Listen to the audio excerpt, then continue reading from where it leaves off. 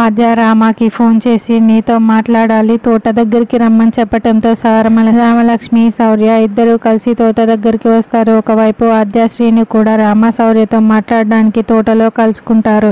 ఏంటో చెప్పు అన్నట్లుగా రామలక్ష్మి ఇంకా ఆద్యపై కోపం చూపిస్తూ ఉంటుంది. ఆద్య కూడా డైరెక్ట్ గా మాట్లాడకుండా కొంచెం కోపంగానే మాట్లాడుతూ ఉంటుంది. ఏంటి పెద్దమ్మ పెద్ద నాన్నని కలపటానికి నేను మాత్రమే ప్రయత్నించాలా? వాళ్ళని నువ్వు కలపటానికి ఏమి చేయవా? వాళ్ళు కలవాలని నీకు లేదా అని ఆద్య ప్రశ్నిస్తూ ఉంటుంది. ఎందుకు లేదు, వాళ్ళిద్దరూ కలుసుకోవాలనే కదా నేను కూడా ఎంతో ఎదురు చూస్తున్నాను. వాళ్ళిద్దరూ ఎప్పుడెప్పుడు కలుస్తారా అని నేను ఎంతో ఆశగా ఎదురు చూస్తున్నాను అని రామలక్ష్మి చెప్తుంది. రేపు పెద్దమ్మ పెద్ద నాన్న పెళ్లి రోజు అన్న విషయం నీకు తెలుసా అని ఆద్య అంటే ఎందుకు తెలియదు, పెళ్లి రోజు వాళ్ళు పెళ్లి జంటలకి పెళ్లిళ్ళు చేయిస్తారన్న విషయం కూడా నాకు తెలుసు అని రామలక్ష్మి అంటుంది. అయితే వాళ్ళిద్దరూ కలవాలంటే పెద్దమ్మని తీసుకుని నేను శ్రీను గుడి దగ్గరికి వస్తాము అని ఆద్య చెప్తే, అయితే నాన్నని తీసుకుని నేను శౌర్య సార్ కూడా గుడి దగ్గరికి వస్తాము అని రామలక్ష్మి చెప్తుంది. అలా రఘురామ్ జానకిని కలపటానికి ఆద్య రామ ఇద్దరు కలిసి మాట్లాడుకుంటూ ప్లాన్ చేస్తూ ఉంటారు. మరి వీళ్ళ ప్లాన్ విజయవంతం అవుతుందా? రఘురామ్ జానకి కలిసి పెళ్లిళ్ళు